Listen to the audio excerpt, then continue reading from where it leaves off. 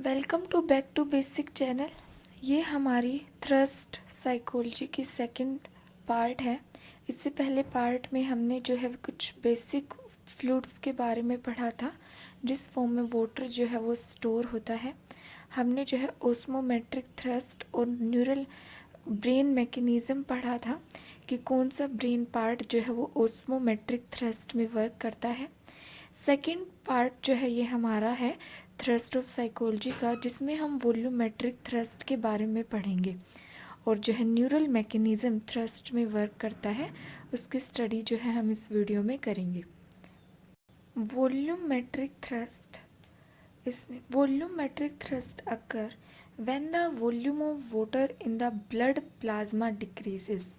जब हमारे blood plasma में से वाटर जो है वो कम हो जाता है, तब जो है इंट्रावस्कुलर जो है वॉल्यूमेट्रिक थ्रस्ट जो है वो अराइज होगी। व्हेन वाटर, ये वाटर कैसे लॉस हो सकता है ब्लड प्लाज्मा से? इवेपोरेशन के through. We loss all, evaporation के थ्रू तो हम तीनों फ्लूइड को लॉस कर सकते हैं।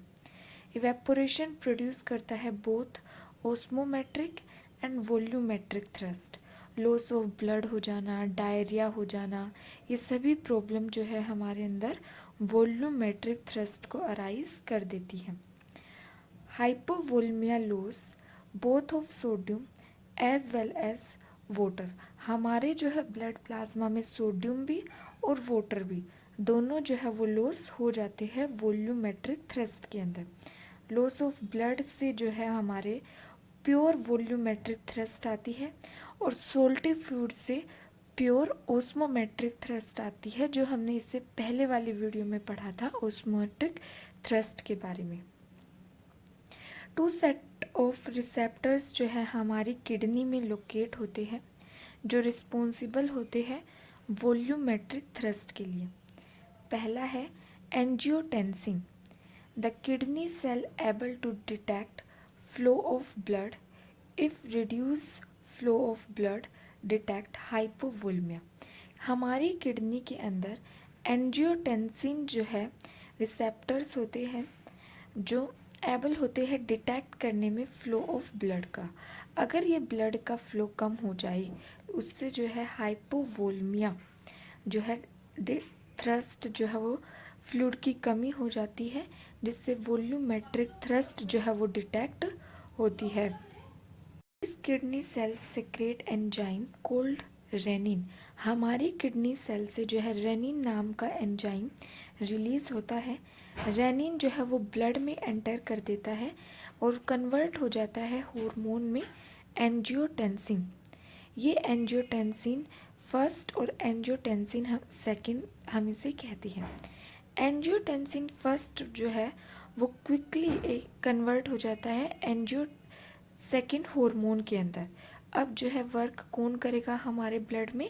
Angiotensin second hormone. इसके बारे में पढ़ते हैं। It stimulate posterior pituitary gland. Angiotensin hormone जो है वो हमारे पोस्टीरियर पिट्यूटरी ग्लैंड को और एडर्नल कोर्टेक्स को स्टिमुलेट कर देगा, जिससे kidney to conserve water and sodium. और ये कहेगा कि किडनी के अंदर वाटर की कमी हो गई है, अब किडनी जो है अपना वाटर को सेव करना शुरू कर देगी। It initiate both drinking and salt appetite. इसकी वजह से जो है हमारे अंदर ड्रिंकिंग की एपिटाइट जो है हमें प्यास लगनी शुरू हो जाती है। सेकंड हमारा था एट्रियल बैरो रिसेप्टर्स। बैरो का मतलब होता है हैवी। ये रिसेप्टर्स जो है हमारी हार्ट में होती है। हमें आर्ट्रिया जो है हमारे हार्ट में होती है, हमें पता ही है आर्ट्रिया के अंदर जो है ब्लड फ्लो होता है। तो इन्हीं आर्ट्रिया के अंदर जो है सेंसरी न्यूरॉन्स होते हैं जो स्ट्रेच करते हैं ब्लड के आने जाने पर। जब ब्लड का वॉल्यूम जो है ब्लड प्लाज्मा का वॉल्यूम कम हो जाएगा। ब्लड प्लाज्मा का वॉल्यूम कम क्यों होगा? क्योंकि ब्लड प्लाज्मा हमारा जो है मैक्सिमम वाटर से बना हुआ है। अगर वाटर की कमी हमारी बॉडी में हो जाती है तो उसकी वजह से ही जो है ब्लड प्लाज्मा भी फॉल करने लग जाता है। अब ये ब्लड जो है प्लाज्मा आर्टरिया में फ़्लो होता है। आर्टरिया जो है इस ब्लड को हार्ट तक लेके जाती है। हार्ट में हमारे बैरो रिसेप्टर्स होते हैं जो डिटेक्ट कर लेते हैं कि जो है हमारे अंदर वाटर की कमी हो गई है, become less full, and the receptors stretch receptors, इस चेंज को जो है ये बैरो रिसेप्टर्स डिटेक्ट कर लेते हैं। फिट्ज़सिमोन्स एंड मुरे गिलन शोड दैट रिसेप्टर्स, ये रिसेप्टर जो है हमारी थ्रस्ट को स्टिमुलेट करते हैं। तो ये था वॉल्यूमेट्रिक थ्रस्ट। नेक्स्ट है न्यूरल मैकेनिज्म ऑफ थ्रस्ट। हमारा ब्रेन का कौन सा पार्ट जो है थ्रस्ट के लिए रिस्पॉन्सिबल है। हमने पढ़ा था ओस्मो रिसेप्टर जो है इनिशिएट होगी ड्रिंकिंग, उस वो लोकेट करेगा ब्रेन टिश्यू AV3V जो है हमारे ब्रेन पार्ट होता है जो डिटेक्ट करता है हमारे ओस्मेट्रिक थ्रस्ट को। The entire region around the anterior third ventricle, dorsal as well as ventral seems to be the part of the brain both type of thrust signal। Brain का part हैगा ये एंटीरियर थर्ड वेंट्रिकल, इसका dorsal part भी और ventral part भी, ये responsible होगा दोनों तरह की थ्रस्ट सिग्नल के लिए। तो हमारे ब्रेन में एक न्यूक्लियस होता है, न्यूक्लियस ऑफ सोलिटरी ट्रैक्ट। ये न्यूक्लियस जो है वो मेडुला में होता है ब्रेन की। These nucleus send efferent axons to many part of the brain including AV3V। ये जो न्यूक्लियस होता है ये सेंड करता है सिग्नल्स को। कैसे सिग्नल्स को? थ्रस्ट रिलेटेड सिग्नल्स को। किसके पास? AV3V जो है हमारे ब्रेन का पार्ट हैगा, एंटीरियर थर्ड वेंट्रिकल जिसे हम कहते हैं, उसके पास ये जो है हाइपोथैलेमस के अंदर ये पार्ट होता है। अगला है subfornical organ, the site at which blood angiotensin acts to produce thirst. हमने एंजियोटेंसिन के बारे में, वॉल्यूमेट्रिक थ्रस्ट के बारे में पढ़ा था।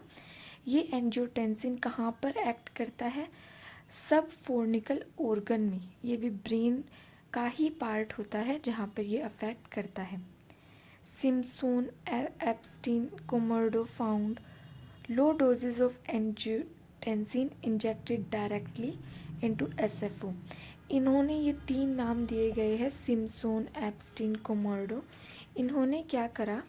इन्होंने एंजियोटेंसिन का जो है हमारे अंदर वो जो है इंजेक्शन दिया, तो ये देखा गया कि सब फोर्निकल ऑर्गन जो है वो एक्टिवेट हो गया और जिसने जो है हमारे अंदर ड्रिंकिंग को कोज कर दिया। अगर हम इस पार्ट को डिस्ट्रॉय कर देते हैं, डिस्ट्रक्ट कर देते हैं, तो हमारी ड्रिंकिंग भी जो है वो अबोलिश हो जाएगी। अगला है median preoptic nucleus. Neurons in SFO send their axons to median preoptic nucleus. अब जो SFO में सब फोर्निकल ऑर्गन में एक्सोन्स थे, अब वो सेंड करेंगे उसे मेडियन प्रीऑप्टिक न्यूक्लियस में। ये जो है बंडल ऑफ न्यूरॉन होता है जो एमिगडाला और टेम्पोरल लोब से कनेक्ट होता है। तो ये भी क्या है? रिस्पॉन्सिबल होता है थ्रस्ट के लिए। अगर हमारा ब्रेन डैमेज हो जाता है तो उससे जो है ये पार्ट डैमेज हो जाते हैं, तो एडिपेसिया जो है वो डिसऑर्डर होता है जिसमें लैक ऑफ ड्रिंकिंग, कि हमें प्यास ही नहीं लगती, तो ये एडिपेसिया डिसऑर्डर जो है हमारे अंदर कोज हो जाता है। तो ये ब्रेन के कुछ पार्ट थे। हमने ओस्मोमेट्रिक थ्रस्ट के बारे में पढ़ा, वॉल्यूमेट्रिक थ्रस्ट के बारे में पढ़ा जो अफेक्ट करते हैं हमारी थिंकिंग को, और न्यूरल मैकेनिज्म ये कुछ पार्ट है हमारे ब्रेन के जो एक्टिवेट करते हैं हमारी ड्रिंकिंग को। Thank you so much.